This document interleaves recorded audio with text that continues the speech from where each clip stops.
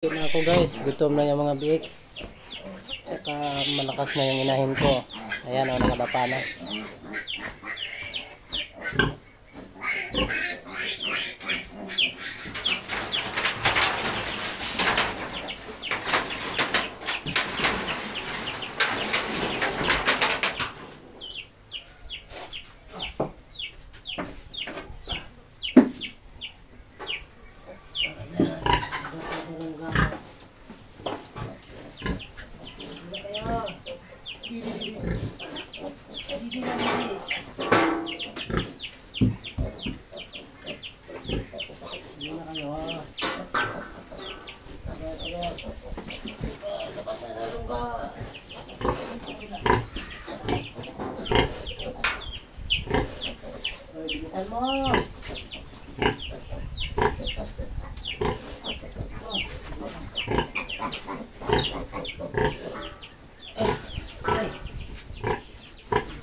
Hindi ako nakaligo guys.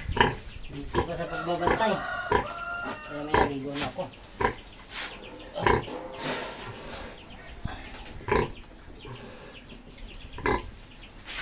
Mabigat kasi yung didi nito guys, kaya hindi maano yung sa baba. Kaya ginaganyan ko. Natatapakan. Ito, maliit. Huwag niyong agawan yung maliit. Bilisan mo. Gaano na yung gatas.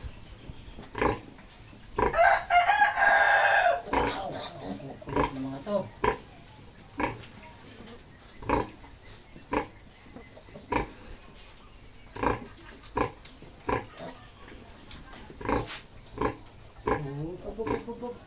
Andun sa labas ng bibig.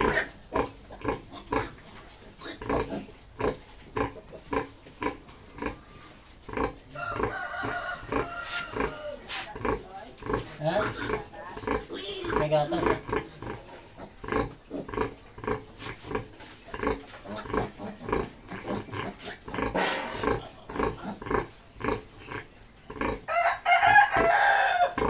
Hindi ka na makadindi.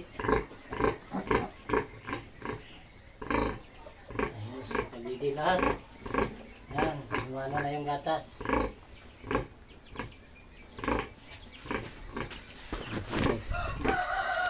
Ayan, 12 piraso. O, ayan, tapos na. Nabilis lang kasi magano ng gatas ng baboy. Yan, wala na yan. Nasa 1 minute, 2 minute lang yung ano ng gatas nila. Ang mga baboy. Tsaka kumunti yung gatas nito kasi noong unang panganak niya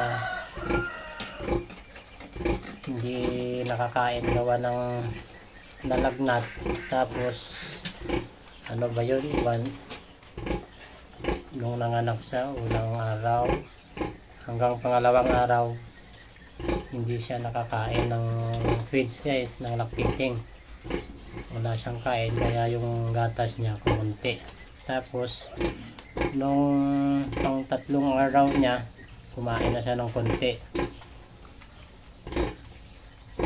Hanggang kagabi medyo marami na yung nakain niya kagabi at malakas na siya. Yung pangatlong araw niya malakas na, yung unang araw niya at pangalawa yun yung wala siyang kain at napakakunti nung kumain na siya.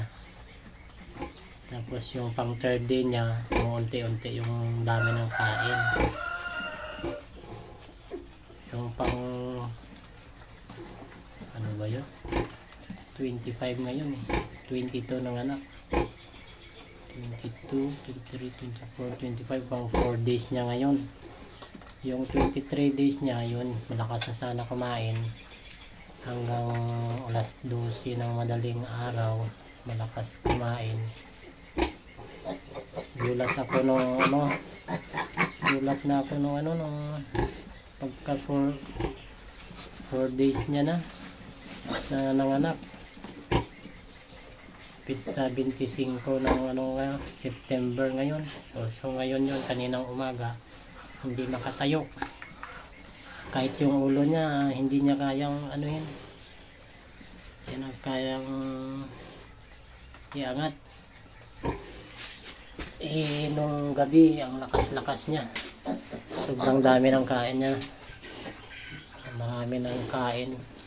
Gulat ako, hindi na siya makakain pag ano, kaninang umaga at hindi rin makatayo.